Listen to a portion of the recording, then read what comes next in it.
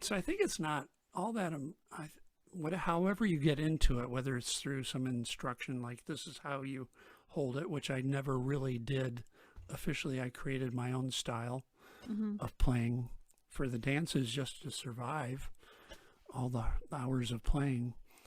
So I developed a way of holding the fiddle under my chin against my neck, propped up with the heel of my left hand on the where the neck meets the back rib, back plate of the violin, and just holding it, sort of propping it in there with my fingers free to move above the fretboard and holding that in position, and then floating with the bow across the strings in a very loose manner. So I created a method of dipping and diving with my bow pressure. So a little like twist of the rotation of the wrist on the right hand. That would bring my first finger down onto the bow. And I developed kind of a tapping rhythm with it so I could rotate as I was playing. As you're moving in this complex up and down motion, covering all four strings like up and down, that there's this rotation of the wrist that was happening too, in which I could adjust the level of the speed of the rotation to be slow for waltzes. So it was sort of blending in and creating a little more volume here and there, and then releasing and being softer within even the space of one note. Sort of having ultra control of your sound, to playing fast tunes and doing a quick little flick of the wrist and an impulse where my first finger was hitting on the stick, kind of like a drumstick on a drum, and tapping it. And that would cause, because the bow here is under tension, and you have an end screw on the end of the bow to make it tight, and then you put your rosin on to create friction. Well, here I am tapping away with my rotating hand and creating the little grit of the dirt of the floor by a little more pressure here, but then instantaneously releasing. So it's like, but then no pressure. And then the bow floats on the note. So the energy involved is just really the impulse of the hand twisting. And then the bow is set in motion, it floats, so there's hardly any energy involved in getting that sound out. Yeah, I mean, it does take some, but I found to play a 2 to 3 hour dance really hard, that you would come away feeling, okay, I could do another one. Because I didn't feel stressed out doing it. Is that something you could demonstrate on your fiddle, do you think? Well, some of these bowing ideas? So when I get in position, I've got it sort of propped into my lower neck, right? And the angle, the plane of the fiddle body is not parallel to the floor like that, but tilted just off, maybe by 10 degrees or so. And that allows me to enter with my arm and my elbow, the way I raise my elbow or not, the attack of the bow itself on the strings. So I've developed a position where I can actually move all the fingers on my right hand loosely as I'm drawing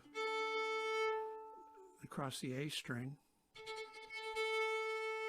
And I could do it with just my thumb and my first finger as a sort of a clamp grip to get enough pressure to make sound.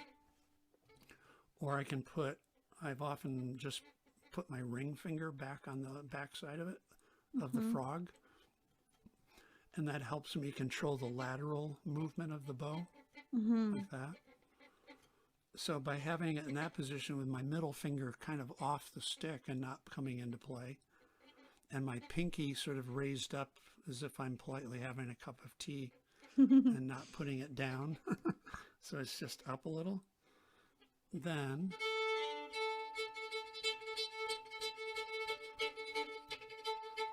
rotate and hit the bow, and then I can create all this kind of lively stick to hair action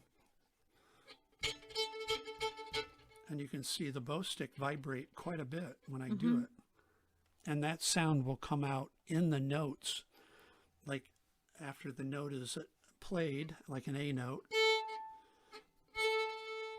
The after vibrations on the stick itself create air movement, which creates sort of a,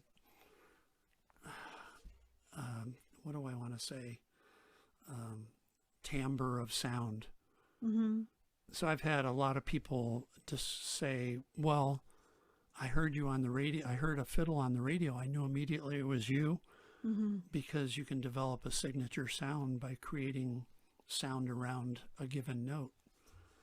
And then it sounds like, no, well, not many people are doing that, so it must be Rodney. Yeah. You know, and I've always been curious how that relates to classical playing, whether the great maestros, you know, that were famous through the ages for their tone and their romantic violin concerto playing, I think maybe they were doing the same thing. They were using their right hand as a sort of a paintbrush to tone their color of the sound. Anyway. Would you be able to play a little bit of a tune showing some of these bowing things? Just so that our listeners could hear it in context. Well, I'll try like...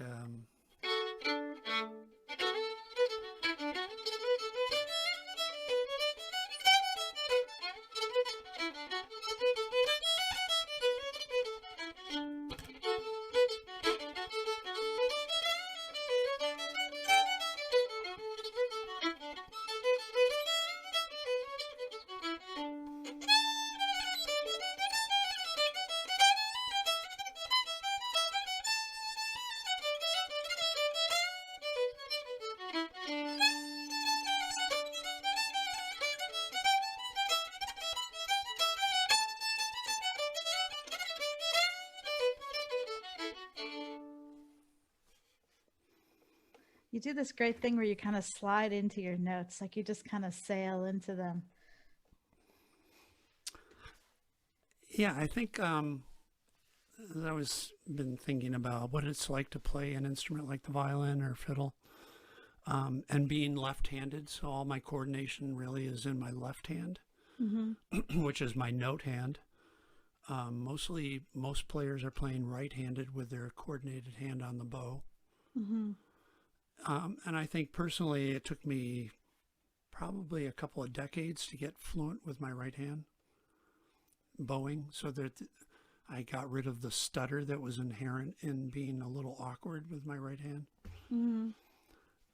So I did plow through that eventually, but then the left hand coordination allows me to like smush notes and do things that are so easy to do to change the quality of the note or the attack on a note on the left hand. Yeah.